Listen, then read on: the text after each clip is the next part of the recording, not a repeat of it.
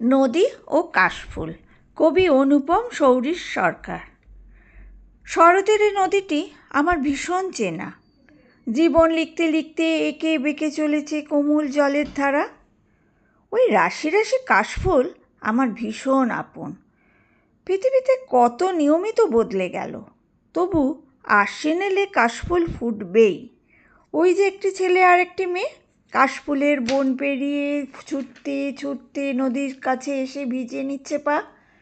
ঢেউ গুনছে 1, 2, 3, খুঁড়ছে বালি, আবিষ্কার করছে বালির অন্তর। অচেনা রহস্য, অজানা গল্প, ওরা আমার ভীষণ চেনা। আজ ওরা স্বপ্ন বুনছে, গড়ছে বালির প্রাসাদ।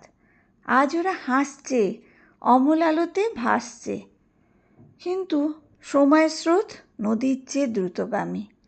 একদিন ওরা এই নদী, এই কাশফুল ফেলে অনেক দূরে চলে যাবে, দুজন দুদিকে। হয়তো কোনো শহরে, কিংবা দূরের কোনো গ্রামে, কিংবা কোনো দিন হয়তো ওরা ফিরবে একা একা, দাঁড়াবে ব্রিজের উপরে। ব্রিজের উপর থেকে আমার মতোই দু চোখ ভরে দেখবে নদী, নদীর বুক জুড়ে কাশফুল, মাথার উপরে নীল আকাশে মেঘের গণেশ, কিংবা শার্লক হোমস। তবু যেখানেই থাকুক ওরা, আমি জানি ওরা কোনো দিন ভুলতে পারবে না এই নদীটিকে।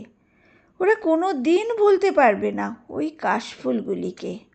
জনবহুল কিংবা নির্জন রাস্তায় হাঁটতে হাঁটতে হঠাৎ কানে ভেসে আসবে নদীর ঢেউয়ের শব্দ। ব্যস্ত জীবনের মাঝখানে হঠাৎ তাদের চোখে জেগে উঠবে কাশফুলের ভুবন ভোলানো রূপ।